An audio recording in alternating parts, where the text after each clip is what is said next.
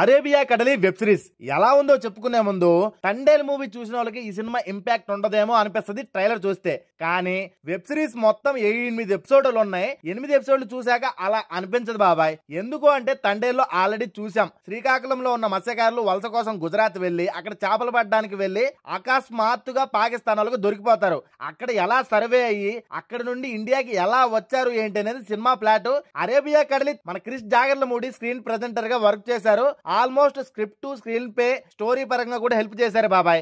Overall గా Arabia కడలి excellent గా ఉంది. స్టార్టింగ్ ఎపిసోడ్ నుంచి లాస్ట్ వరకు మంచి ఎంగేజింగ్ గా తీసుకెళ్లారు. ఈ వెబ్ సిరీస్ లో ఆ చేపల వేట కోసం సముద్రంలోకి వెళ్ళాక ఆ చేపలు పట్టే విధానం, వాళ్ళ మధ్య ఉన్న స్లాంగ్, ఆ విధానం మొత్తం చాలా బాగా కళ్ళకు కట్టినట్టు చూపించారు బాబాయ్. మెయిన్లీ సత్యదేవ్ ఎర్రగా తీశారు.